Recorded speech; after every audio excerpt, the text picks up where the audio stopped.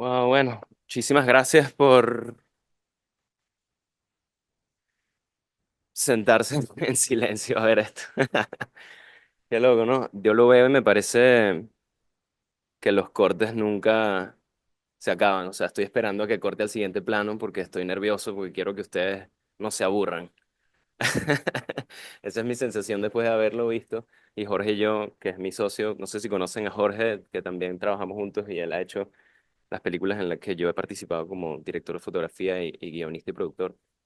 em, Siempre echamos broma que es como una tortura ver nuestras películas cuando se estrenan con la gente porque es eso, ¿no? Tienes la sensación de que la gente se va a aburrir o que no va a entender algo. A veces la gente se ríe en momentos en donde tú quisiste que la gente llorara o al revés. Y bueno, así es el cine, ¿no? Uno lo entrega y ya no es de uno. Em, pues nada, yo quisiera de una vez abrir la conversación, que ustedes me pregunten cosas que yo les pueda compartir, alguna información de valor o no. Y pues nada, no sé cómo lo quieran hacer, pero entrego yo este micrófono a la persona que quiera preguntar algo, quizás.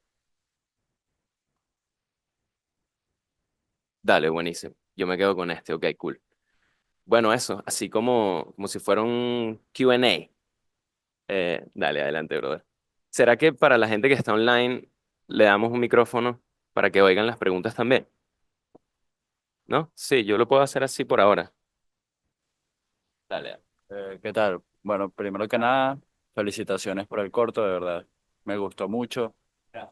Em, sí, mi pregunta era, desde que hiciste el corto tú eres el director de fotografía, ¿tenías la misma incertidumbre con respecto a la duración de los planos?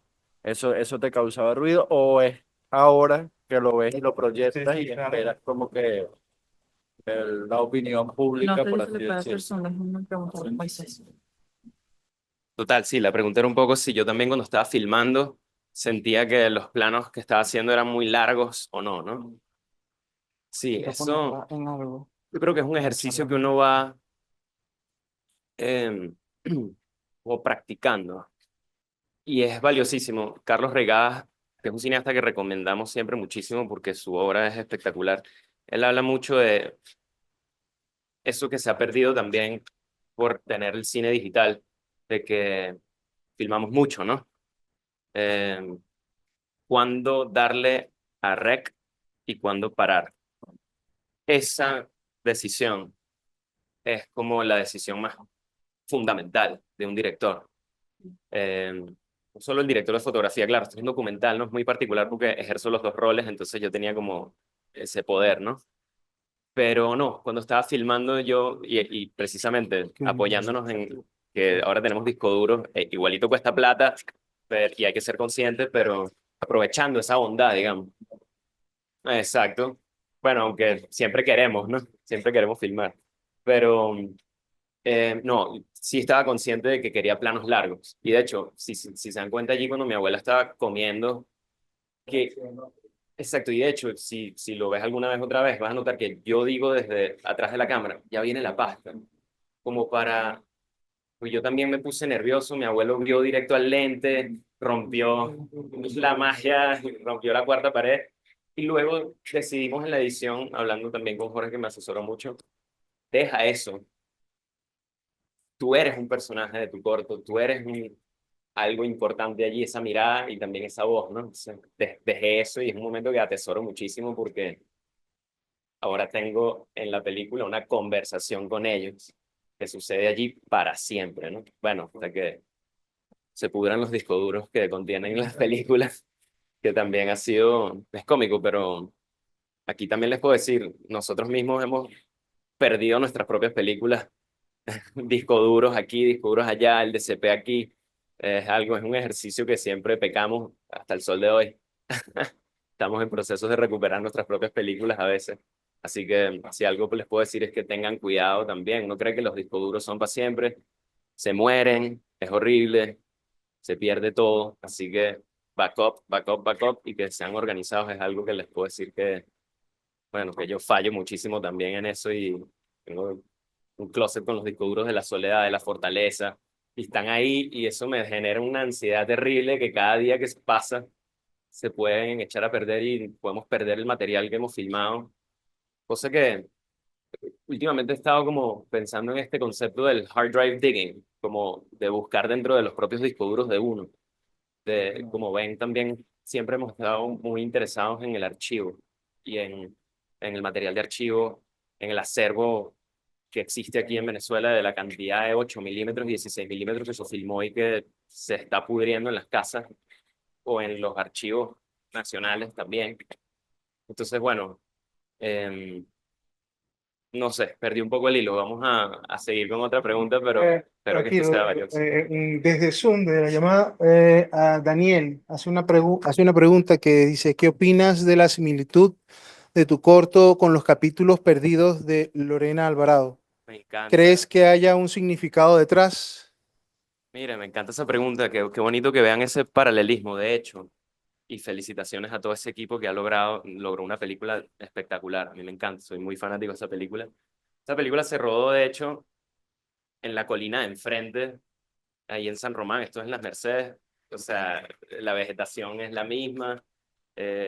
También trata sobre su abuela, la mirada hacia nuestros abuelos. Entonces creo que sin duda hay similitudes allí en el interés de estar con ellos, filmarlos, inmortalizarlos de alguna manera, ¿no?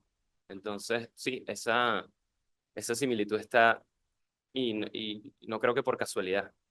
Somos amigos también los cineastas que lo hicimos, mucha gente que está involucrada. El editor de este corto, José Hostos, es el codirector de los capítulos perdidos. Una pregunta, ya hablando específicamente de memorias y ruinas Y como, y escombros, aparte de eso, como director de fotografía, a la hora de conseguir la imagen, ¿cuál es el proceso? ¿Tienes una primera imagen que se empieza a repetir y a partir de ahí construyes? ¿O a partir de qué momento en la historia dices, ok, esto empieza así o esto termina así? eso, con este corto en particular, lo descubrí en la edición.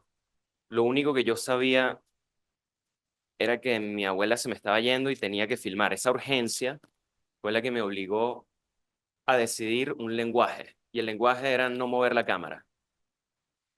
Es que se rompe al final, debidamente, con este video medio casero de la boda.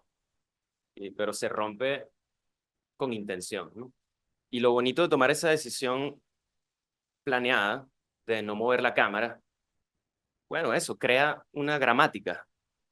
Eh, y también yo tenía la duda de si hacer dos películas diferentes, o sea, era el abuelo de mi esposa y mi abuelo, y cómo los junto.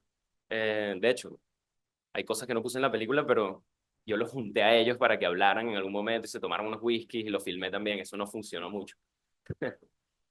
Traté de unir las dos historias. Pero luego eso, estudié como el concepto del díptico.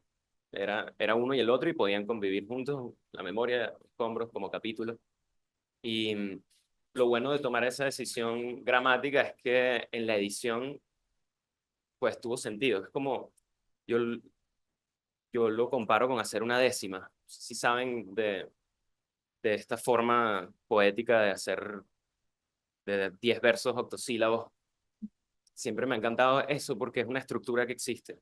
Y en el cine también existe y tienes que tenerla. No te puedes divorciar de la gramática visual, ¿no? Estamos poniendo imágenes en un cuadradito y esa decisión fue la que me salvó, la que hizo que existiera esto.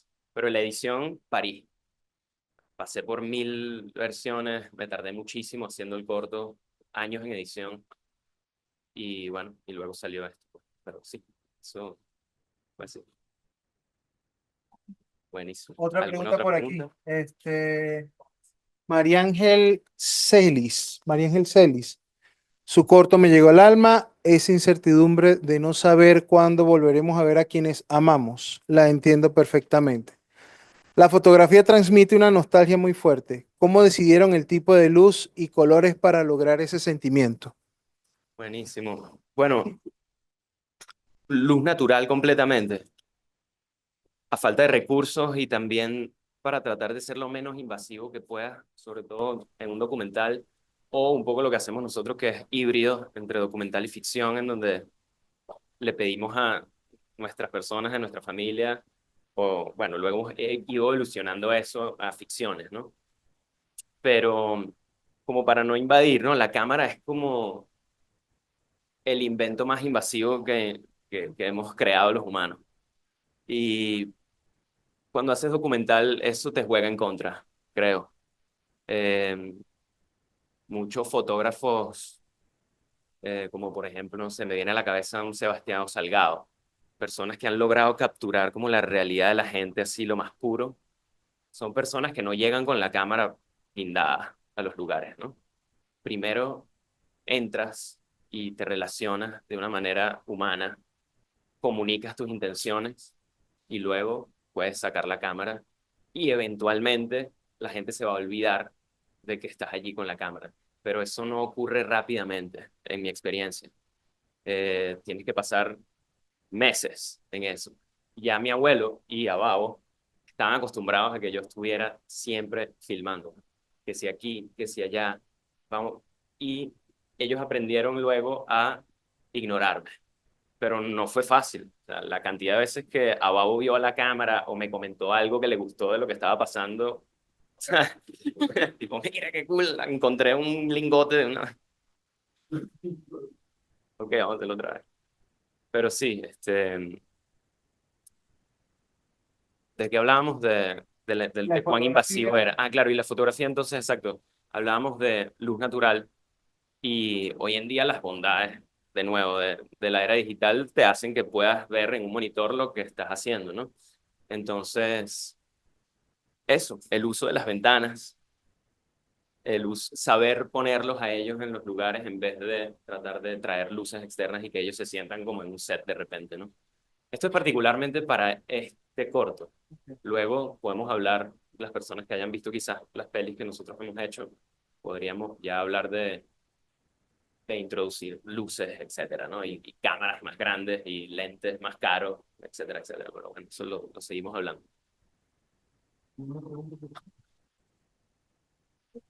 Lanzamos micrófonos. Por favor, pásenle el micrófono. Hola, a nivel de guión, ¿a ti te ayudó más hacer un guión para luego pasar la edición o editar mientras ibas hilando las historias y ahí nació el guión?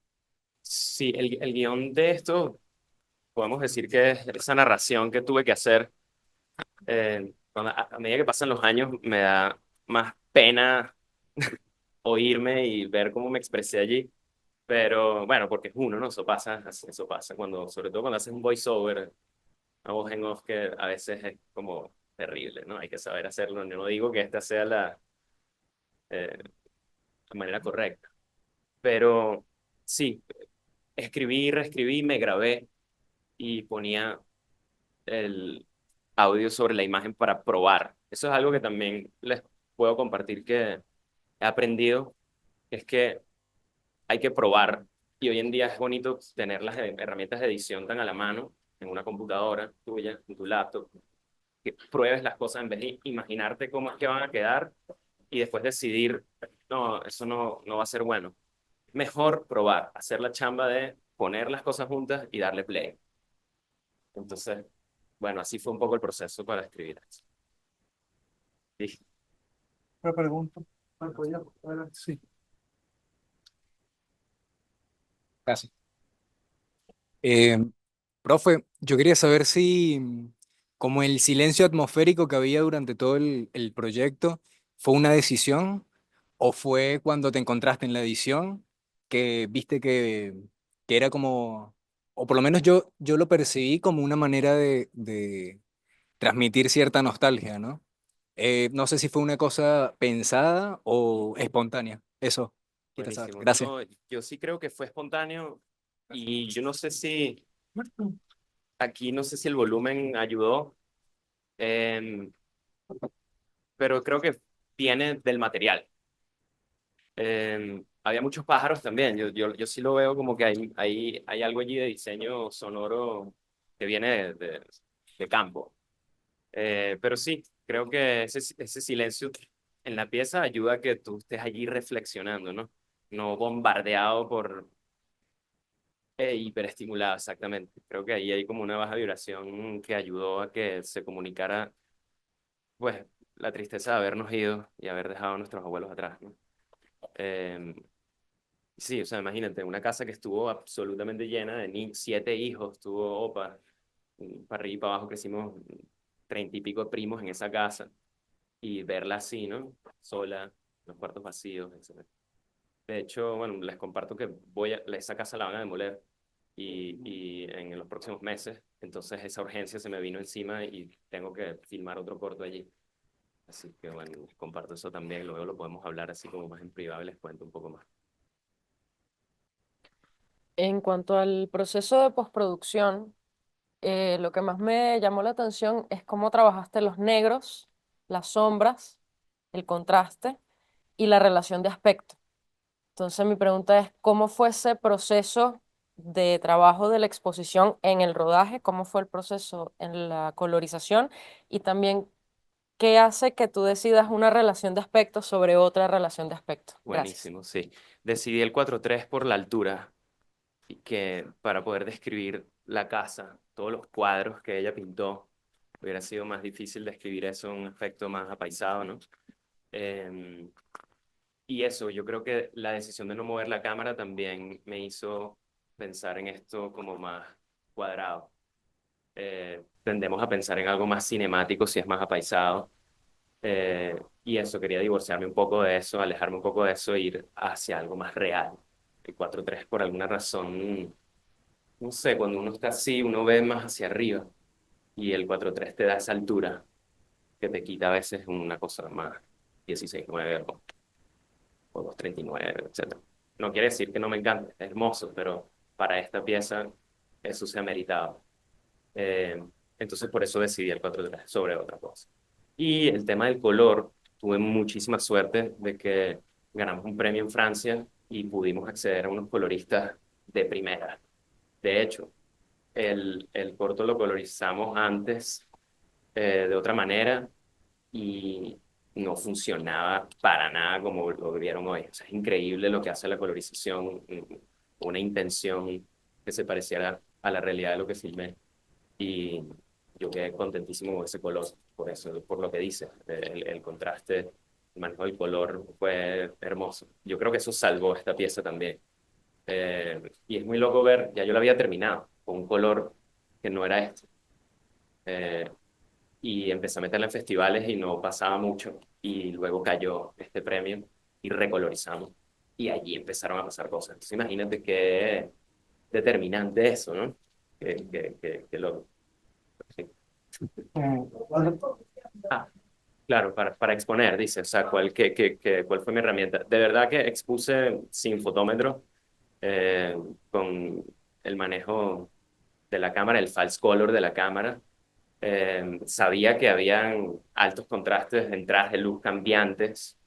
Había que aceptarlas, no tienes otra opción. Y en un documental hay como un poco más de perdón. Pero también cuando hicimos La Soledad, nuestro productor, Carlos Luis Betancourt, tenía como una joda. Siempre decía, vale, mira qué bonito este sundown, que es cuando, ¿sabes? Entra una nube y normalmente a veces, no sé, los sets más, digamos, un comercial o lo que sea, corte, entró una nube, ¿sabes? Todo se fue para abajo y tal. Cuando hicimos La Soledad aprendimos a no cortar en esos momentos, a aceptar que así se mueven las nubes, así se mueve el cielo, así se mueve la luz de nuestra vida. Y esa joda de Carlos Luis siempre la recordamos con cariño para no volvernos locos cuando eso pasa, y no solamente cuando pasa algo con la luz, cuando pasa algo con lo que sea. Siempre nosotros tratamos de que, por ejemplo, los no actores con los que trabajamos, si hay un ruido que en otra producción, o pasa una moto, por ejemplo, que en otra producción cortarían, siempre nosotros hemos hecho como lo contrario. Pasa la moto y eso es parte de lo que está sucediendo. Tienes que reaccionar, reacciona, pero no tienes el poder de cortar. Gracias por esa pregunta. Aquí hay otra pregunta, Rodrigo. Héctor Crespo, desde la llamada Zoom. Rodrigo, veo que utilizas mucha luz natural en tu corto. La pregunta es, ¿cómo es tu proceso de decidir el tipo de iluminación que usarás? ¿Tienes algún referente de tipo Roger Dickens, alguien a quien admires y tomes como referencia? Buenísimo, Roger Dickens, por supuesto. Em, Otra cosa, si puedes acercarte un poquito más el micrófono. Ah, aquí voy. Ok, espero que, bueno. Em, la decisión de la iluminación es una conversación con el director. Como director de fotografía, entendemos que eres un ayudante para pasar la visión del director a una imagen. Esto lo sabemos ya, pero a veces uno como que los conceptos es chévere ir otra vez a la base. De verdad que es el director el que tiene que tener la visión y el director de fotografía es un ayudante técnico, artístico también, pero saber su puesto y en la conversación es importantísimo, porque la visión viene de la intención del director. Entonces, por ejemplo, Jorge y yo decidimos en La Soledad, él no quería luces cerca de los no actores, porque son personas que no están acostumbradas a tener una luz encima y a actuar con naturalidad. Entonces tenía que iluminar desde afuera. Ese tipo de decisiones, las únicas luces que puedes montar tienen que ser afuera, o las únicas luces que puedes montar tienen que estar como escondidas o integradas como practicals. Entonces, la decisión viene de eso, conversación siempre con el director y la intención, y, por supuesto, por ejemplo, si estás haciendo películas en donde el aparataje cinematográfico invade demasiado y romperías con una naturalidad que estás buscando, viene de allí la decisión. Pero si estás haciendo una película hiperestilizada, es otro cuento. Son actores, entonces ahora sí voy a meter luz, ¿entiendes? Que también es hermoso. Y es algo que estoy practicando más y más. Y por venir del documental y de lo que hemos hecho, digamos que un fuerte que puedo tener es utilizar la luz del sol de manera coherente, rebotando. De hecho, para la fortaleza busqué unos espejos que se llaman CRLS, Ujú. CRLS, que son excelentes, que unos Sí. polacos o austríacos hicieron y simplemente pues son unas láminas de metal que tienen un recubrimiento que hace que la luz directa que rebota venga ya más suave, por ejemplo. Entonces, filmando en la selva, que no tienes poder para tirar luz ni competir contra el sol, pues te tienes que ser amigo de él y rebotarlo de la manera correcta y más bonita que se pueda. Una pregunta. Cada proyecto, cada proyecto siempre tiene sus propios requerimientos, cosas específicas, no importa si es un documental, un comercial o es un largometraje de ficción, cortometraje, cada proyecto para el director de fotografía es como un borrón y cuenta nueva. Pero siempre hay constantes al momento de abordar cada proyecto. ¿Tú tienes algunas constantes con las que te identificas en tu momento de trabajar a nivel conceptual, a nivel del diseño de una iluminación o del concepto general, tanto de imagen como de iluminación plástico que vaya a tener cada proyecto? Wow, eso está denso. No, pero sí, yo creo que sí existen y me gusta lo primero que dijiste, que es que cada proyecto de verdad te va a gritar las herramientas que vas a utilizar. Decir que no, me gusta la Alexa, me gusta la red por tal cosa, a veces me parece un error. Creo que cada proyecto te grita lo que vas a utilizar. Pero, por ejemplo, aquí en Venezuela que hay escasez de equipos, que muchos equipos o muchos lentes, por ejemplo, que, cónchale, es la identidad visual de lo que vas a hacer. Muchos lentes se fueron del país. Entonces, nada más tienes una caja de colores específica y no te puedes ir a muchos otros lugares. Entonces, por ejemplo, en la Fortaleza y en la Soledad utilizamos el mismo set de lentes, que son unos lentes que se llaman B-Speeds, que están aquí en Venezuela, que los llaman los Super Speeds, pero ahí hay un tema con unas nomenclaturas que no son así. Se llaman B-Speeds y tienen el iris triangular. Y son hermosísimos, unos lentes rarísimos que por alguna razón cayeron aquí. Hay dos maletas en Venezuela, no sé cómo están algunos descolimados y tuvimos que lidiar con eso. Pero el lugar a veces determina esa constancia. O sea, estábamos aquí, esos eran los lentes, nos enamoramos también de los lentes, porque ese bokeh triangular es único. y evoca muchos símbolos.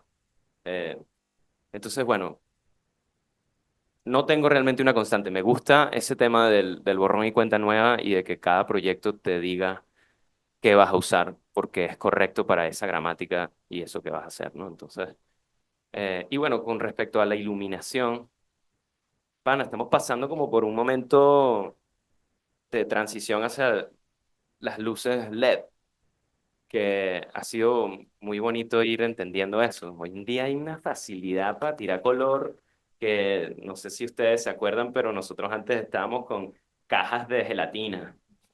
Y bueno, quizás lo hacen aquí, pero y no sé mucho, pero exacto. Está buenísimo ir a entender cómo era eso y bueno, ahora hoy en día en un SkyPanel puedes meter el color que quieras y es un poquito malcriado la situación, pero también, nada, seguimos aprendiendo, yo creo, día a día los practicals también hoy en día están increíbles, los bombillitos estos que puedes poner bajo cualquier lámpara con cualquier color que tú quieras, ¿no? Creo que es una era de juguetería cinematográfica espectacular. Qué suerte tenemos. Listo. Gracias. Buenísimo, gracias. Placer poder conocerte en Chévere. persona. Te va a pasar el micrófono para la comunidad online. Saludos cordiales. Y bueno, nada, entendiendo un poco tu trabajo que viene también documental, está el trabajo comercial musical, que es un mundo en el que quería preguntarte, ¿cómo es ese proceso, tú siendo, o sea, viniendo de esa parte documental, ahora que haces, o sea, lo de Caracas en el 2000, que es un palazo? eh, ¿Cómo es ese proceso? ¿Cómo es en la mente de una persona que viene a hacer documental y ahora quiere hacer algo más comercial donde hay actores, donde es música, donde hay más movimiento y que también es lo que es las redes sociales hoy en día, que lo hablaba con el profesor Luis, que es bien corto, es muy rápido? ¿Sabes? ¿Cómo es ese proceso de que el documental no importaba si una toma podía durar tantos minutos y ahora tiene que reducirse el tiempo para poder adaptarse al público? Quisiera. Buenísimo, ¿no? Básicamente la pregunta es que sí, esta doble personalidad un poco que ocurre en mí, eh, pero la realidad es que yo vengo del mundo de la música primero y de hacer videoclips antes de hacer películas un poco más formales, así como lo que hacemos en La Faena, ¿no? Entonces, sí tengo esa dualidad y por eso me gustaba el concepto del borrón y cuenta nueva, porque nada, hay artistas que se quedan en su vena y eso es hermoso y no sé, yo particularmente soy más disperso y tengo esa doble vida en donde a veces tengo que vivir de hacer dirección de fotografía para unos documentales súper trancados en Canadá, metido en una nieve, no sé qué vaina, y a la semana siguiente estás filmando Raguayana en Margarita con unas modelos y, sí, entonces exacto, es muy distinto. Yo creo que nada, cada pieza o cada proyecto tiene su lugar y va a encontrar su público. Y las películas de La Faena tienen su público más en festivales de cine, eh, etcétera, etcétera. Y los videoclips van para las redes. Entonces tú sabes cuál es el producto que estás haciendo, es diferente, ¿no? Entonces nada, esa dualidad existe y yo la navego y trato de aprender cosas de una cosa y de la otra. No, no me gusta decir que una cosa sea de más altura que la otra. La verdad que veo todo como una expresión general. So, sí, gracias. Y perdón, aquí tienes, sí. Te iba a preguntar, Ponte el micro. ahora que mencionas el tema de la dualidad, o sea, Ujú. ya que trabajas como en varias cosas, ¿sientes que tienes alguna marca como personal de algo que haga, o sea, que para ti, pues como que se refleje en todos los proyectos independientemente de si es un videoclip o es algo más de cine? ¿Sientes que existe como alguna marca tuya propia que dejes en cada proyecto? Yo siento que más que una marca en el producto final, puede ser más una marca o una manera de ser en el set o cuando compartes con tus productores o con la gente que te está pidiendo ayuda para lograr los proyectos. De hecho, estaba pensando en cómo decir esto, que es un poco, siendo director de fotografía, es como, no quiero decir porcentaje, pero digamos mitad conocimiento técnico y todo lo que tú quieras, y la otra mitad es cómo te manejas tú en un set y cómo te manejas tú antes también con el director y cómo hablas tú y tienes y te sabes divorciar de tus propias ideas. Yo siempre, por ejemplo, he tenido partners cuando hacíamos los videos de Rawayana con Johan Berhook, con Jorge hoy en día, con Beto de Rawayana para hacer los conceptos de los videos, etcétera, etcétera. Siempre he tenido como alguien con quien rebotar y eso me ha enseñado siempre a saber divorciarte de tu idea inicial y saber escalar con la otra persona hacia ese bien común artístico que están buscando, ¿no? Entonces, yo creo que en mi caso sería eso. Esa es la marca un poco, como si me buscan no solamente es porque puedo prender una cámara y grabar, sino en el momento del set, etcétera, saben que no va a haber un mal momento, no se va a romper, estamos abocados a lo que estamos haciendo, ¿no? Entonces eso es un poco. Me puedo dejar, sí. Bueno, con respecto también a lo que ya hice lo de la marca y tú siendo un director de fotografía, yo también soy director de fotografía, también tengo colegas con los que trabajo, de hecho, Samayo es prácticamente el director de la mayoría de los videos musicales donde trabajo. Acabamos de hacer un cortometraje hace una semana también. Quería preguntarte sobre este cortometraje en particular, ya que me hablaste de que no utilizas iluminación artificial, sino que te gusta jugar con la luz natural para no ser invasivo. ¿Qué equipos, qué cámaras utilizaste para este cortometraje en particular, ya que te tocó exponer mediante cámara? Entonces quisiera saber si grabaste en logarítmico, Sí. qué tipo de color grading utilizaste, qué tipo de color grading utilizaron los franceses, porque el que tú dijiste no te gustó. Entonces háblame un poco más de este cortometraje en particular para ver qué maño utilizaste, porque también me interesa eso.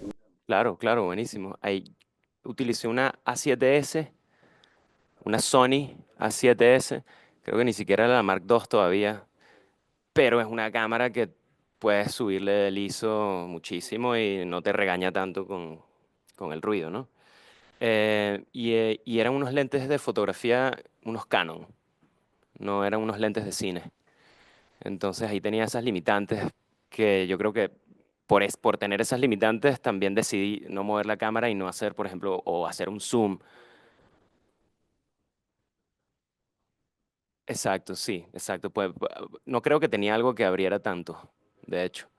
Pero sí, con la Sony tienes bastante latitud, ¿no?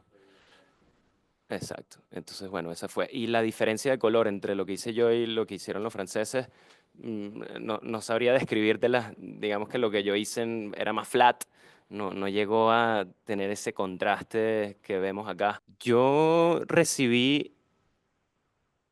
que tuve una reunión de color con el color que ya yo había hecho, con los franceses luego, para decir, y hablamos de qué le parecía a ellos que estaba sucediendo. Exacto. Y cuando ellos me entregaron lo que me entregaron fue como, ah, ok, era así. Esto era lo que era. Y de hecho se parecía mucho más a lo que yo vi cuando filmé con mis ojos, ¿no? Entonces, eso. Esa dualidad de lo que uno ve con los ojos y lo que ve la cámara, ¿no? También es algo que aprendemos como cineastas, que de verdad que no es lo mismo, ¿ok? Y era mucho más bondadoso el fílmico. El año pasado tuve la oportunidad de hacer mi primer corto en 16 milímetros en Cuba y fue una experiencia divina y al mismo tiempo aterrorizante.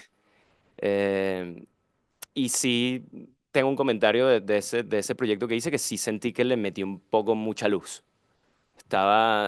Temía mucho que la película no registrara. No sobreexpuse, pero le metí mucha luz, digamos, físicamente, o sea, en el set. Demasiado. Me hubiera gustado confiar un poco más en el celuloide. Pero bueno, eso se mitigó, obviamente, quedó bien. Eh, pero ahora aprendí que el próximo corto o lo que sea que haga en fílmico, ya sé. Bueno, ya había hecho cosas en fílmico en la universidad y cosas más pequeñas, pero no un corto completo, exacto. Y fue buenísimo, sí, sí. Teníamos nada más 10 latas, usamos 9 Jorge también hizo Pasta Negra, que es un corto que lo hicimos en 16 milímetros también, y esa limitante fue bonita explorarla, pero ahora conversando con él me dice, no, ya, o sea, está cool la experiencia, pero para lo que él hace, le funciona más el digital para poder hacer, de hecho, planos más largos y que ocurran cosas que puedes ir luego a buscar eh, allí, ¿no? De hecho, me recuerdo que en la Fortaleza tuvimos un plano de 30 minutos.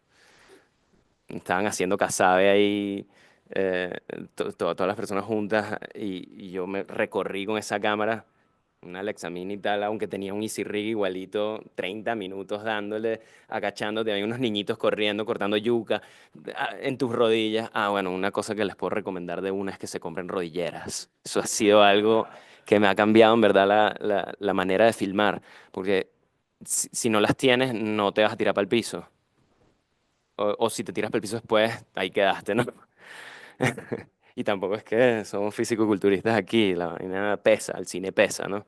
Siempre he hecho vaina con mi esposa que siempre llego con los dedos pisados. No hay día en un set que yo no me pise los dedos con un trípode C o lo que tú quieras, ¿entiendes? O sea, con la cámara, metiendo un lente, lo que sea, vas a herirte. El cine corta. Bueno, yo soy fotógrafa principalmente, ¿no? Ahorita estoy haciendo el cambio hacia el cine, hacia lo documental. Me llamó mucho la atención este documental que presentaste porque justamente quiero iniciar en la parte del video, con un documental sobre mis abuelos. Entonces, pero me siento un poco perdida porque no sé cómo iniciarlo, no sé de pronto qué técnica usaste, no sé si primero escribiste un guión y después fuiste a grabar, o no sé si grabaste y después escribiste un guión para poder editarlo. O sea, me siento como un poco desorientada en esa parte. También me llamó mucho la atención que usaste la luz natural. Yo por falta de materiales, no, o sea, no cuento con luces artificiales. Además que, bueno, siendo fotógrafa documental, prefiero la luz natural también, ¿no? Con la colorimetría me gustó muchísimo los tonos que tiene, porque de verdad se siente muy cálido, muy cercano. O sea, lo ves y te genera cercanía viendo el documental. Pero bueno, básicamente mi pregunta es, en base a si escribiste primero un guión y después lo llevaste a cabo, o fue al revés.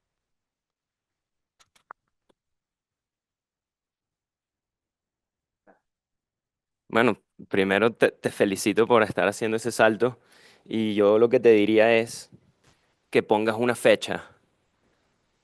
A mí lo que me empujó a hacer esto, yo vivo en Canadá y cuando vengo para acá siempre tengo el tiempo contado, tengo que devolverme, ¿no?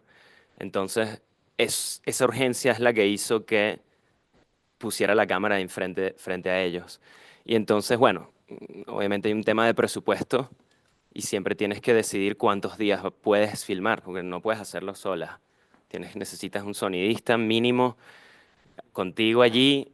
También tuvimos gente que nos ayudó. Bueno, ya vieron los créditos, no era yo solo ahí con la cámara, ¿no? Éramos 3 o 2, alguien con el sonido, eso es importantísimo. La jodita que eché ahorita es así, o sea, a la gente y nosotros los más visuales a veces dejamos de lado el sonido y es de lo más importante. Nadie tolera mal sonido, ¿no? Entonces, la gente sí tolera mala imagen, nunca toleran mal sonido, ¿no? Entonces, bueno, lo que te diría es eso, ponte la fecha, decide cuántos días son y ve y pon la cámara y disfruta estar con ellos ese tiempo realmente allí, ¿no? Mueve la cámara, pero pon la fecha, porque, y eso lo aprendimos hace poco también, es increíble, uno no para de aprender, así tengas 2 películas, 3 películas encima. Estábamos Jorge y John Sundance, porque presentó allí Pasta Negra, y un cineasta ahí, que ahorita no recuerdo, nos dijo ese consejo, nos dijo, pon la fecha, pana. Estábamos, pero el director de fotografía de la película no ha confirmado, otra persona está pensando si lo va a hacer o no, no sé qué vaina. Cuando tú pones la fecha y mandas el email a la gente que dice es este día, todo cambia. O sea, la actitud de la gente con respecto a tu proyecto cambia. Entonces, por eso te digo, es así de agresivo. Eh, y para responderte la pregunta si escribí antes o no, lo que había escrito yo era como más personal, así tipo, como para atreverme a hacerlo, pero digamos, no se traduce acá. Eh, no escribí, la única regla era no mover la cámara y estar allí y captar lo que sucedía entre ellos dos al principio y luego con Abao sí, como estaba más solo, yo lo pude dirigir a que hiciera tal o tal cosa, de lo que me parecía interesante que él hacía normalmente en su fábrica. Y también estuve antes sin cámara, eso también te lo digo, o sea, antes de siéntate allí, sin teléfono, sin cámara, sin fotografiar, y está. Y luego de allí te van a surgir ideas que luego puedes ejecutar. Pero como decía antes, está bueno no llegar a una locación o a relacionarte con una gente, si sean tus abuelos, con una cámara de una, ¿no? Primero, vivir. Entonces, bueno, ese puede ser el consejo. Suerte con eso, buenísimo.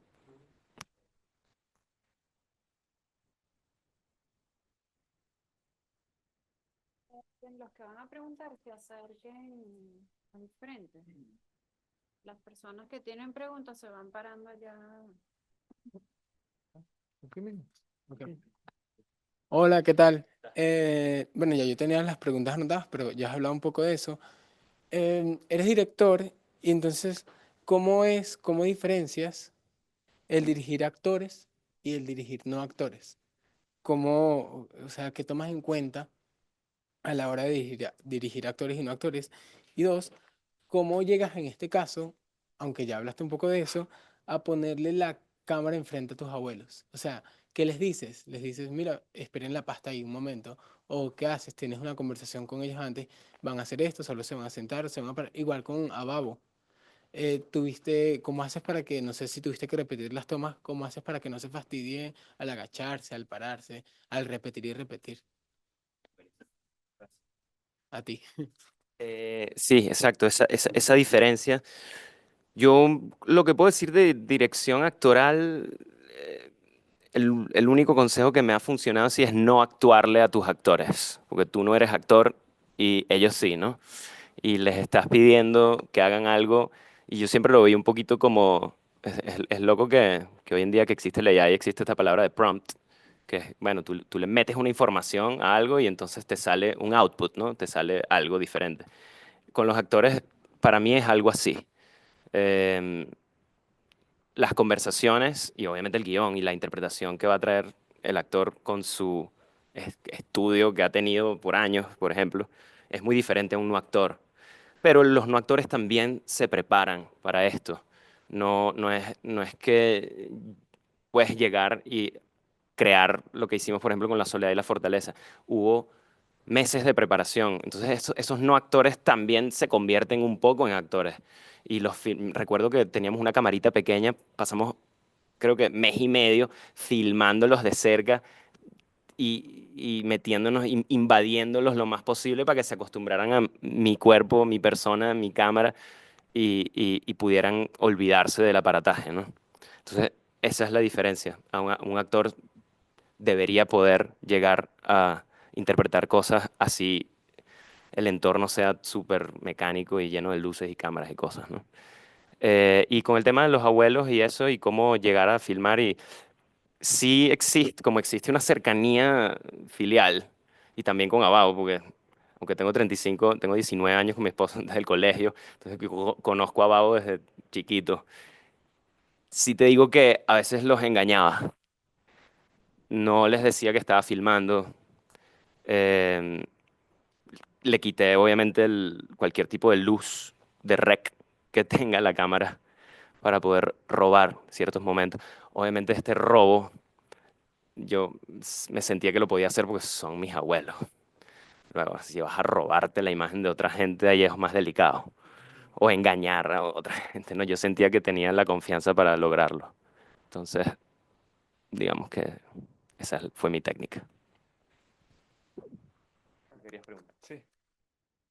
Con respecto a esa transición como profesional venezolano cineasta hacia otros países y otras culturas, porque tanto idiomas como formas de vivir, pensar, influencian mucho esta industria y las personas en general. Entonces, cuando tú vas a otro país, probablemente sea muy diferente hacer cine o hacer producciones audiovisuales, ya sean para redes, ya sean para lo que sea. Entonces, me gustaría saber, aunque no sé por las causas que te fuiste, pero si fue por trabajo o por situación, me gustaría saber cómo es esa transición como profesional en el cine en la parte internacional. Está buenísimo porque yo tomé la decisión de irme a estudiar cine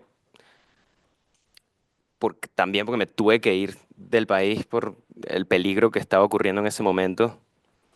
Y fue una decisión durísima porque yo tenía Rawayana, yo era baterista de Rawayana y la banda estaba levantando como hoy en día ya levantó. Y decidir irse fue un poco una locura, ¿no? Pero al mismo tiempo dije, bueno, me voy a estudiar cine en Canadá, me aceptaron en esa universidad que se llama York. eh, y yo quedé como muy conectado con Rawayana y seguía haciendo los videos de música. Y seguía viniendo a Venezuela mucho a hacer eso mientras estudiaba en Canadá.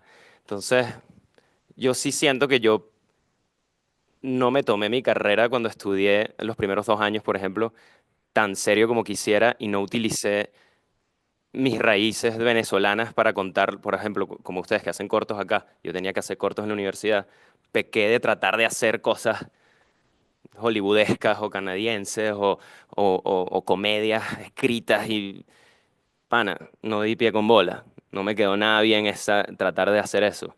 Y luego terminé haciendo como cine experimental en la universidad el último año y eso me ayudó a ver de nuevo hacia acá, hacia Venezuela y venir aquí. Y ahí fue donde luego conocí a Jorge y él tenía el mismo ímpetu, el mismo interés de venir para acá a contar nuestras historias, porque venían como de aquí, ¿no? Eh, entonces, bueno, quedamos un poco con un pie aquí, un pie allá.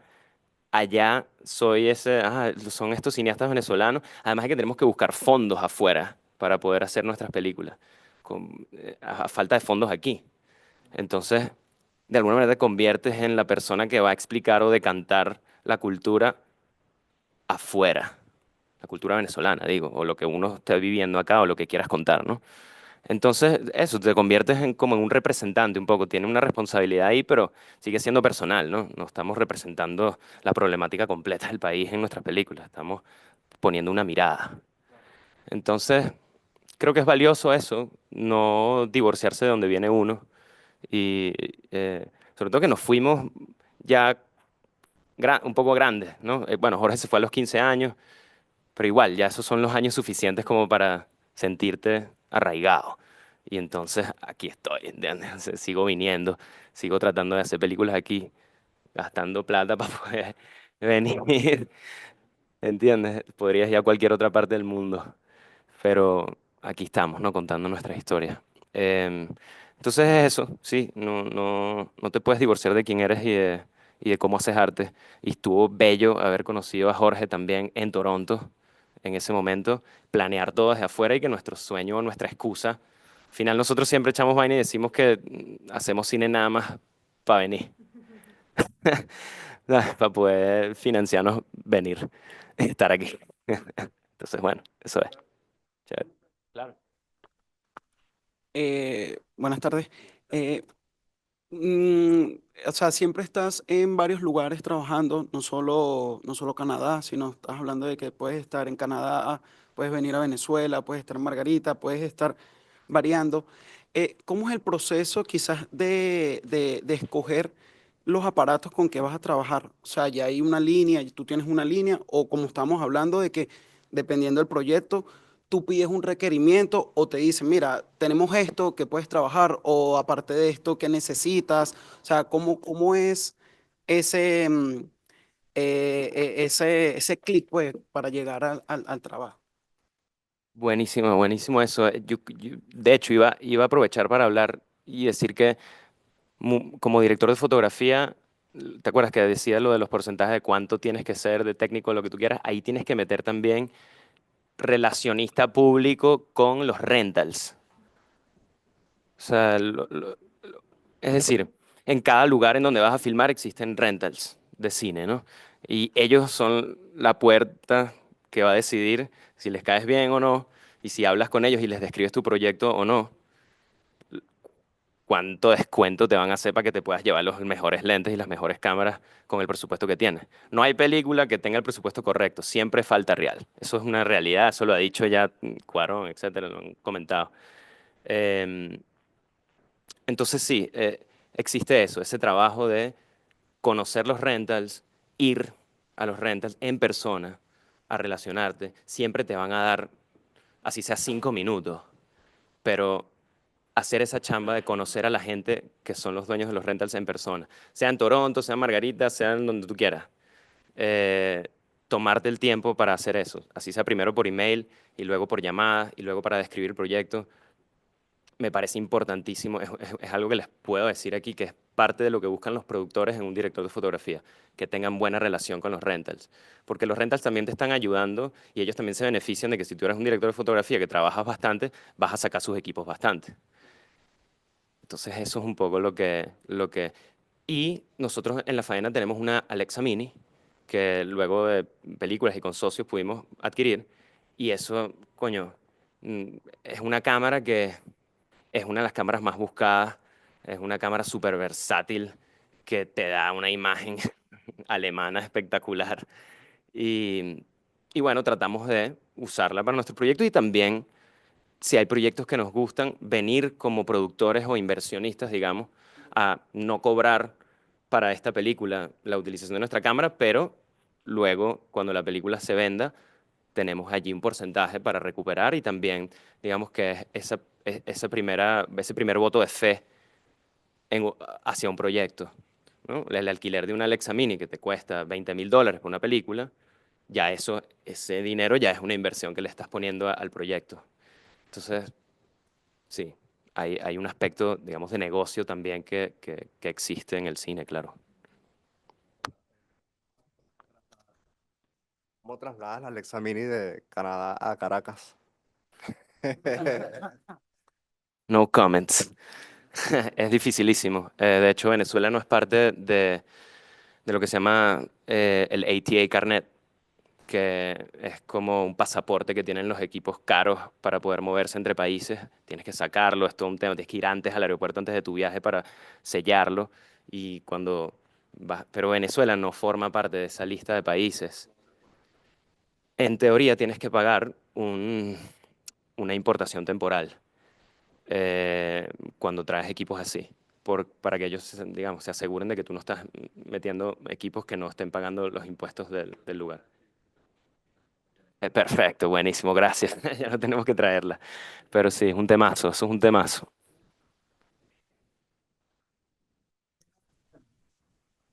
Eh, en líneas generales, hay varias preguntas que ya has respondido aquí respecto a cómo abordas como director de fotografía el momento financiero con otras actividades. Pero esta pregunta de Gabriel Fernández, algunos consejos para los que estamos iniciando en la dirección de fotografía. Gracias. A ver, consejos para las personas que estén iniciando en la dirección de fotografía. En mi opinión es eso, buscarte a las otras personas que quieren hacer esos proyectos contigo, trabajar en equipo, no creerte que eres el rey o la reina del set, porque te puede pasar. O sea, hay algo como místico en los directores de fotografía. Ha habido conflictos milenarios que han ocurrido, por ejemplo, no sé, em, Gordon Willis con Coppola haciendo El Padrino. Gordon Willis era el papá de los helados y carajeando al director. Así mismo, pues eso está documentado. Entonces eso, no tomar esa postura, obviamente. Saber tu puesto, el director o la directora son los punteros del proyecto y entender que uno está de segundo apoyando esa visión. Para mí, nada más esa noción cuando estás iniciando, porque existe eso. Ay, wow, mira, ese es el que sabe usar la cámara, Iván, y hay como una mística alrededor y uno se puede agrandar y eso es lo que te va a tumbar. De una, como recordarse eso, que uno es un ayudante y no eres... Y si quieres dirigir, pues lánzate también, ¿no? Y experimenta cómo se siente el otro lado. Pero ese sería como mi consejo principal. Y también, bueno, hoy en día no hay excusa. Tienes herramientas gratis para encontrar referencias online de N, o sea, todas las películas que existen. Eh, bueno, y también obviamente vean mucho cine, eh, aléjense de Netflix, vayan a Movie eh, y edúquense, ¿no? No hay excusa, como les digo. Y el tema de encontrar una visión, hagan mood boards, vayan a buscar referencias, ármense una carpetica con el director rápida. Hoy en día todo está ahí, ¿no? Puedes escribir en Google eh, palabras, porque uno es un traductor al final. El director te puede decir, quiero una nota mística, naturista, exótica, y tú tienes que traducir esa vaina a, a una cosa que los dos estén hablando el mismo idioma. ¿Y cómo haces eso? Bueno, buscas unas referencias y se las muestras. Ah, esto es más o menos lo que busco. No. Ah, ok, entonces es por acá. Pero una conversación previa al día de rodaje.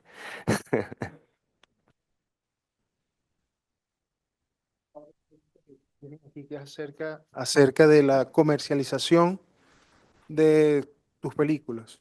¿Cuál es el proceso? Si tienes una gente que te ayuda con eso, ¿cuál ha sido tu experiencia? Porque los aspectos técnicos y conceptuales son muy buenos, pero también esa otra parte de la que muy pocas veces una experiencia de primera mano como la que tú tienes al respecto. Esto es excelente porque el tema de la distribución lo dejamos un poco de lado. Queremos hacer la película y que la vean y ya nos sentimos que se acabó el proceso y nada puede estar más lejos de la verdad.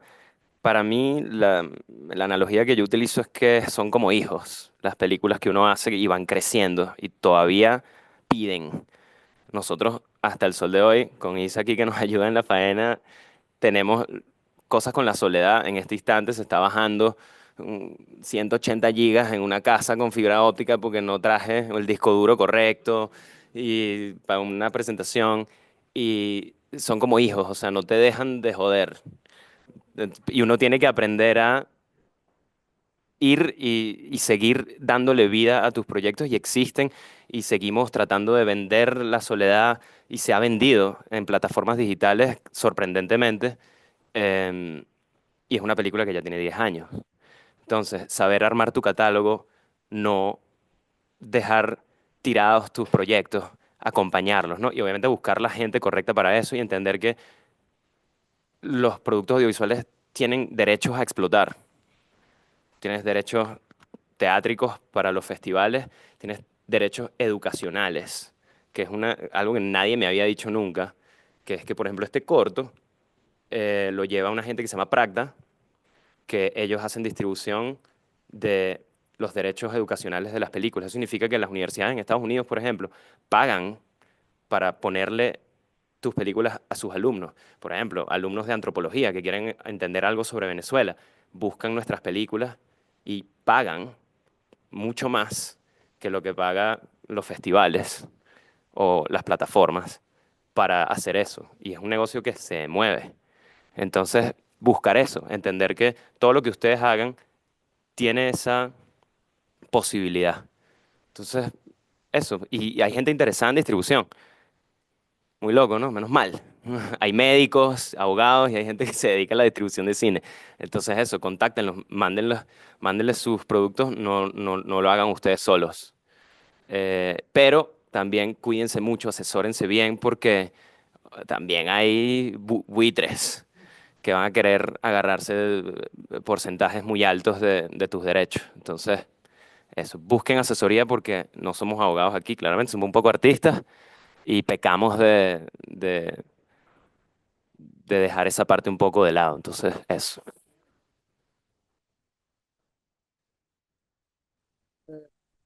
A proyectos actuales, bueno, no sé, tiene información de primera mano, tú lo desmientes si es así. Viendo hacia el futuro, sabemos que estás o están en este momento en la preproducción de Dead Has No Master, la nueva película de Jorge. ¿Qué nos puedes decir sobre el proceso en que están experimentando y qué inside look nos puedes dar sobre la película? Qué compromiso. No, vale. Sí, no, tuvimos la fortuna ya este año de poder lograr la producción. Tenemos 6 años tratando de hacer esta película. Con otra película que había escrito Jorge en el medio, que no se dio, que también hubo temas de derechos con coproductores, etcétera, etcétera. Siempre suceden cosas así.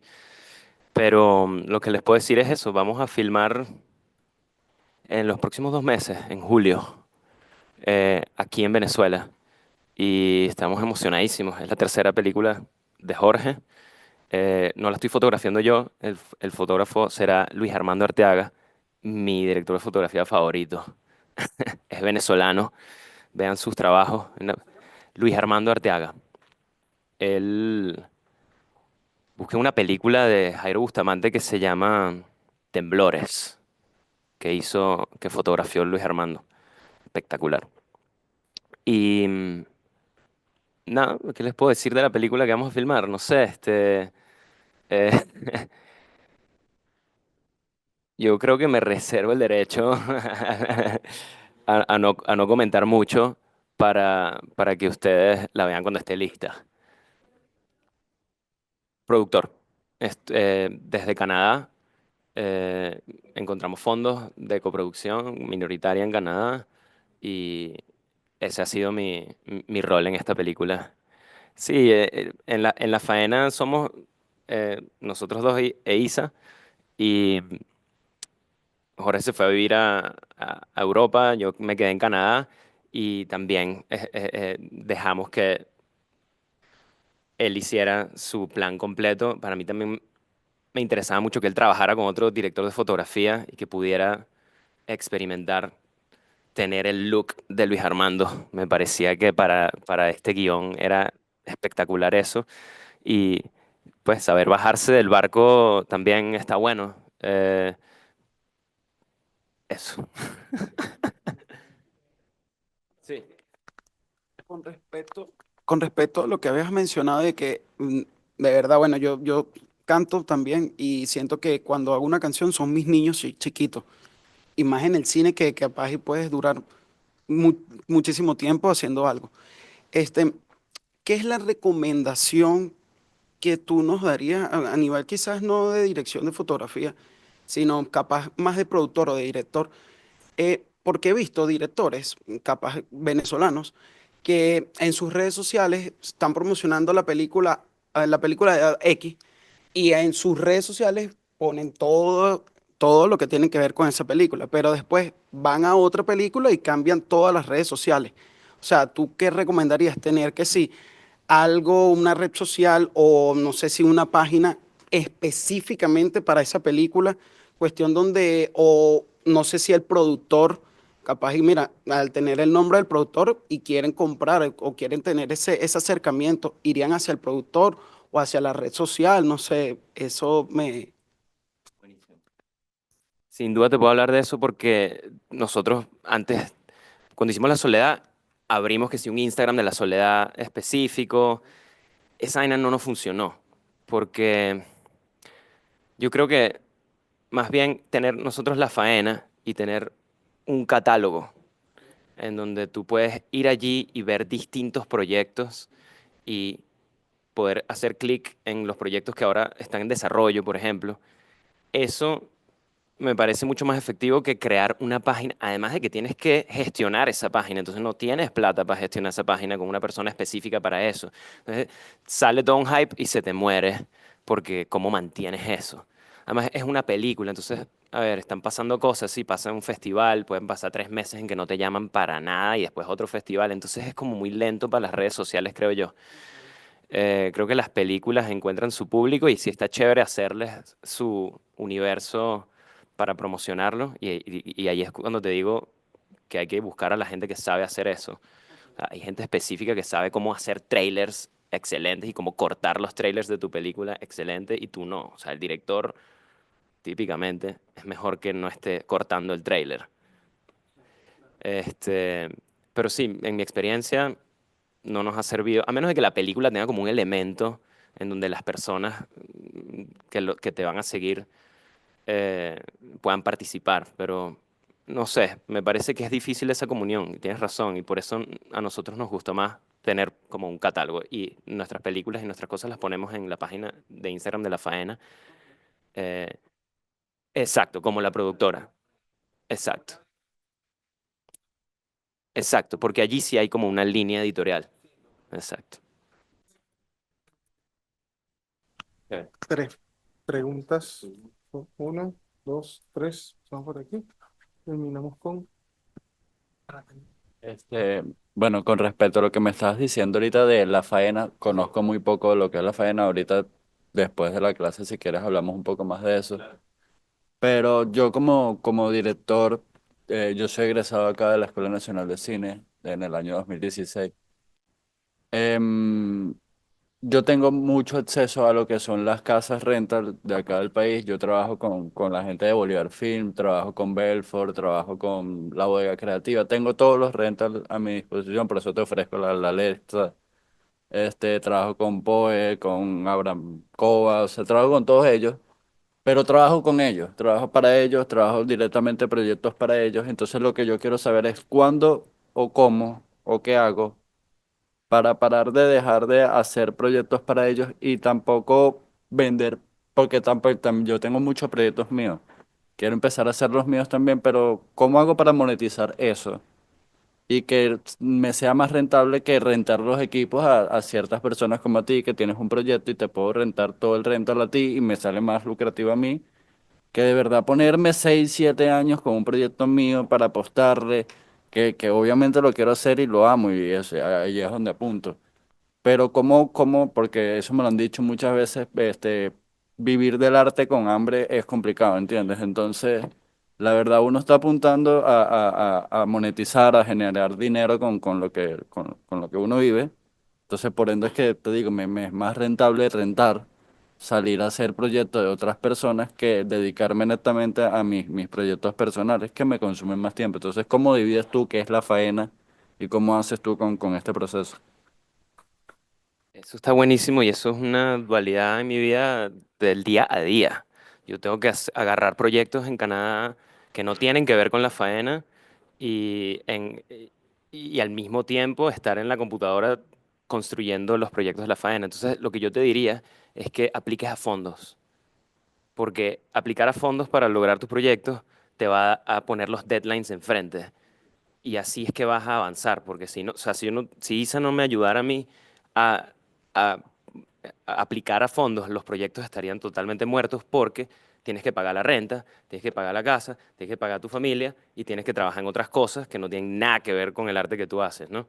Claro, yo he tratado de que lo que yo hago como director de fotografía fuera de la faena, coño, sea para películas que se pueden parecer o que tengan el corte porque me gustan, ¿no? También, exacto. También tengo ese otro lado del lado de la música y de los videoclips, etcétera, etcétera, que también me encanta. Y fíjate que no tiene nada que ver con esto. Pero em, es eso, cómo dividir tu tiempo entre las cosas que dan real y las cosas personales. Pero yo diría que lo que te estoy diciendo de aplicar a los fondos, ahí es donde está la clave, porque eventualmente te va a caer unos reales de esos fondos. Y allí es donde vas a decirle a todo el mundo, por lo menos por 2 meses, no nos vemos en ningún comercial de ninguna marca. Me voy a hacer mi vaina. Y vas a tener plata para hacerlo. Pero si no aplicas a fondos, nunca te va a caer esos reales. Apliquen a fondos, pero todos los días. Ármense sus calendarios, búsquense gente que les pueda ayudar a que eso suceda, porque es así que uno camina, ¿no? Eso, yo te digo, eso me lo enseñó a mí Jorge desde el principio. Y cuando yo lo conocí a él, me dijo, ya apliqué a 10 vainas y ahora ayúdame a aplicar a 10 más. Y aplicamos a 17, 20, 30 más. Nos dijeron que no a todos, pero uno nos dijo que sí. Y esa fue la Bienal de Venecia. Uno que confió. Entonces, ven, eso, hay que... Claro, claro, claro, claro.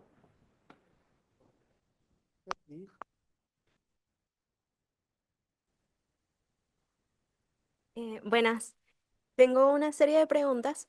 La primera va con respecto a, ya que trabajaste con tus familiares, obviamente ellos te conocían y todo el ambiente es diferente, pero ¿cómo fue el proceso de involucrar a otras personas que ellos no conocen durante la grabación para que no estén sobreconscientes de ellos? O sea, por ejemplo, en lo que tú comentabas de que en algunos momentos tu abuelito miraba a la cámara y se rompía todo, o te decían como, mira, tal cosa, qué fino va a quedar esto en el documental. Me está pasando justamente porque, bueno, estoy haciendo un proyecto también de con familia y, o sea, quería como ver si tenías algunos tips de cómo involucrar a más personas en el proyecto sin que se sientan como demasiado invadidos de la privacidad y cómo generar esa costumbre, por decirlo, de que ellos estén ahí y puedan ignorar. Esa es la primera. Y la segunda, o sea, te las dejo todas de una vez para que te extiendas. Eh, la segunda, ¿cuáles son los fondos en donde sueles aplicar para recibir dinero para tus proyectos, etcétera? Y la tercera, y la última, es, por ejemplo, cuando comenzaste a decidir, ya no soy un pichón de cine, voy a trabajar de esto, quiero vivir de esto. Y tuviste todo ese proceso de Canadá, Venezuela, miles de viajes y cosas. ¿Cómo hiciste para centrarte en, bueno, esta va a ser el área en la que probablemente yo voy a dedicarme, por ejemplo, laboralmente para generar un ingreso? Y esta va a ser como más o menos el área del cine en la que quiero participar. Entiendo que te gusta como jugar en distintos roles, pero, o sea, si tienes como alguno que te guste más y por qué.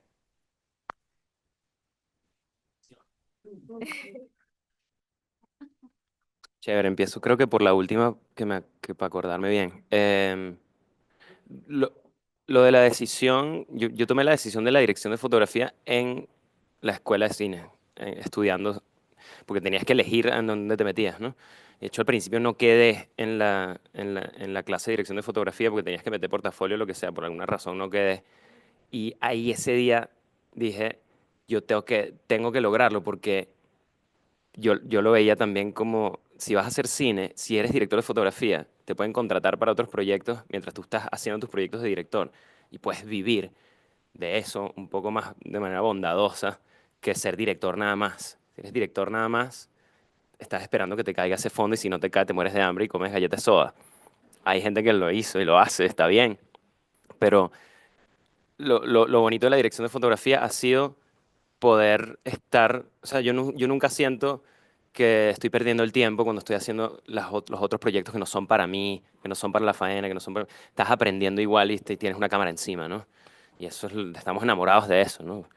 Entonces, esa decisión, entonces como no quedé ahí, le insistí al profesor, metí como un amparo, digamos, ahí, y el tipo se ha apiado de mí y pude entrar en la clase.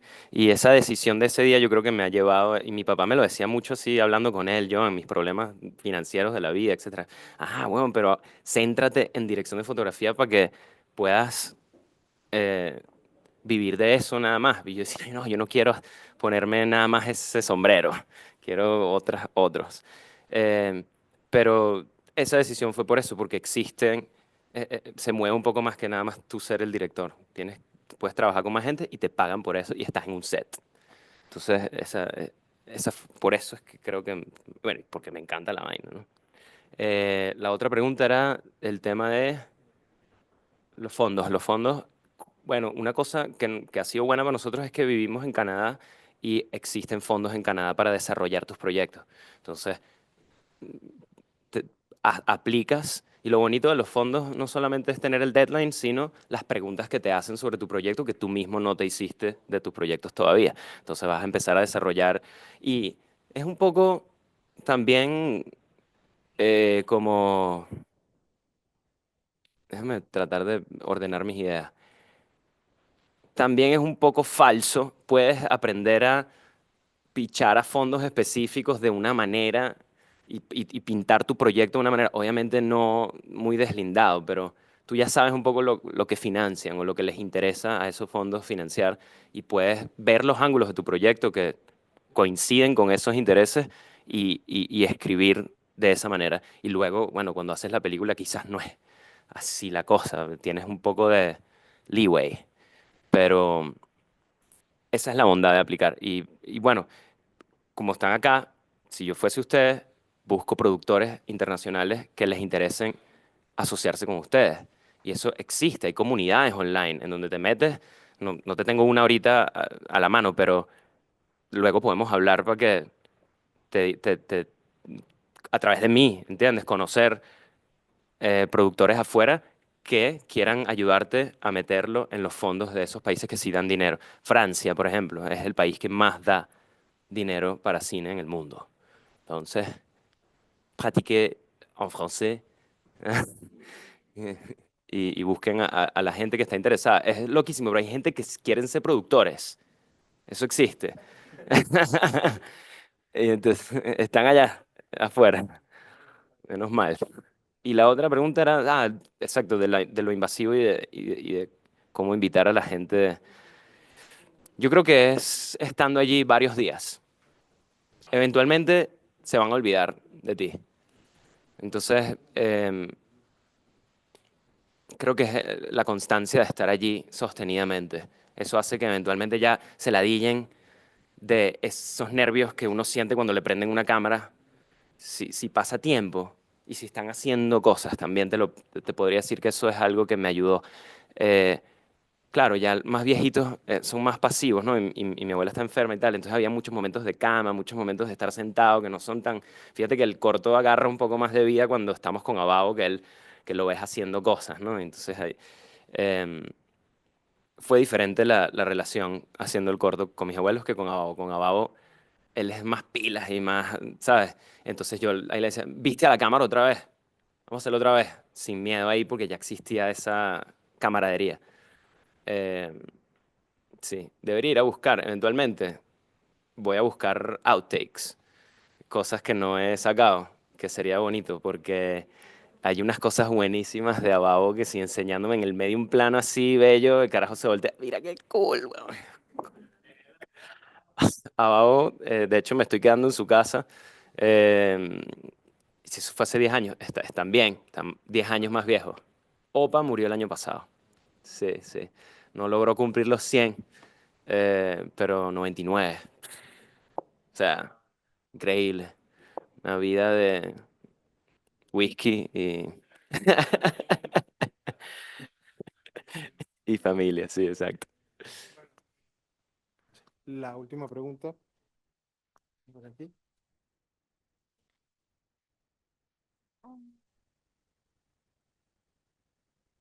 Hola, mi pregunta es, dentro de todos estos ámbitos, la gente siempre dice que no puedes hacer cine solo. Entonces, ¿cómo te comunicas con todas estas personas para eso de abandonar tus ideas o poder expresarte bien? ¿Es puramente cortesía y términos técnicos o hay algo que has desarrollado para poder comunicarte de forma efectiva? Gracias, qué bonito esa reflexión. Sí, no, y creo que es como uno lo siente, ¿no? En la conversación con otro, cómo está fluyendo. Y han pasado mil cosas. No te digo que todo ha sido smooth sailing, como dicen en inglés, así todo, no ha sido todo navegar tranquilo. A veces hay tormentas terribles que existen porque somos humanos y estamos haciendo arte, entonces la gente se agarra de sus ideas muy fuertemente, ¿no? Más que en otros ámbitos de la vida, cuando estás construyendo un edificio, el concreto y la cosa es así y es así, ¿no? En cambio, en el arte está todo abierto, ¿sabes? Entonces, bueno, saber moverte allí, pero también entendiendo los roles. Si estás hablando con el director, de nuevo, vuelvo a decirlo, como esa es la persona que tiene que traer el fuego y el ímpetu y la mirada. Y entonces, entendiendo eso, uno está menos perdido en la conversación, porque al final es un poco obedecer también, ¿no? Saber que hay una jerarquía en un set. Yo no soy amigo para nada de las nociones de borrar las jerarquías de un set. Me parece que la etiqueta en el set, de hecho, yo me entrené aquí en Caracas, chamito, me metía en cinemateriales, en los videoclips de Vinilo Verso, etcétera, etcétera, como ratica de set, a recoger cables y aprender todo desde esa perspectiva, em, para poder entender y luego crecer diciendo yo también recogí los cables y se recoger los cables, etcétera. Pero he hecho ejercicios de cine como más experimentales en donde no, aquí no, todos somos directores y tal. Eso jamás ha funcionado, creo yo. Y es, sí, exacto, hay una visión y el director la tiene y somos un poco personas que están a su servicio. Esa es un poco mi visión. No sé si es como muy radical, pero así es que me ha funcionado. Ah, y lo que iba a contar de la etiqueta del set. Aquí se dice señor, que es como una cosa que, sir. Y yo llegué a Canadá diciendo sir, y eso me lo quitaron de una. O sea, se decían, hey, casi que les parecía una falta de respeto. Y yo decía, no, pero de donde yo vengo decimos señor en el set porque hay como una formalidad. Siempre me ha encantado, en verdad, esa formalidad de los sets. Y como director de fotografía uno también eh, puede ser como altisonante y tienes ganas de gritar que pongan una luz y tal. Este Roger Dickens siempre dice, yo trabajo calladito. Y hoy en día existen estos headsets que son geniales porque puedes hablar solo con tu equipo, muy calladito. Mientras menos huella tengas, creo yo, en la producción, mejor. Em, bueno, sobre todo para los proyectos que nosotros hacemos, que como te digo, buscan no ser invasivos con todo el aparataje, ¿no? Em, pues sí, eso es un poco lo que te puedo compartir. Gracias. Chévere. Buenísimo. Esto fue excelente. Muchísimas gracias.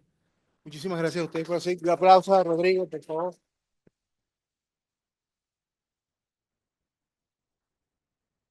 Muchas gracias de verdad por tu tiempo. Gracias a ustedes por asistir aquí, a los que están por Zoom. Muchas gracias por estar con nosotros. Muchas preguntas que, bueno, Rodrigo ha ido contestando relativas a todo este proceso que han tenido. Una vez más lo invitamos, lo dejo con la profesora. Sí, hay varias preguntas en el Zoom que las estaba haciendo ya el público acá.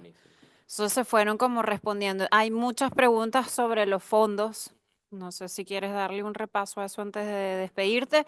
Y bueno, lo más importante acá es que tú le puedas dar un último mensaje como a estas generaciones que te están siguiendo, que les puedas dar ahí un mensaje a toda esta gente, a los que estamos además aquí adentro en el país, ¿no? Entonces, bueno. Bueno, de nuevo, muchísimas gracias a ustedes por invitarme. Es un súper honor para mí. Me encanta que haya tanta gente interesada en hacer cine todavía y que no estén desmotivados. Hay muchos momentos en donde nos podemos sentir absolutamente rotos. Sigan, hoy en día, de nuevo, no hay excusa, la tecnología la tenemos para filmar, así sea los teléfonos, bueno, y aquí hay mucho acceso a cámaras, etcétera, etcétera, ¿no? Busquen historias que conocen y que están cerca de su corazón. Es dificilísimo pasar años de tu vida tratando de hacer una película que de verdad no quieres hacer, entonces busquen bien los temas que les interesan y les mueven las fibras, que está bueno impulsarse con eso y tratar como de dejar un pedazo de ti en las películas que haces, ¿no? Entonces, no se desmotiven. Esta es la era más hermosa que ha existido en la humanidad porque tenemos en la fotografía.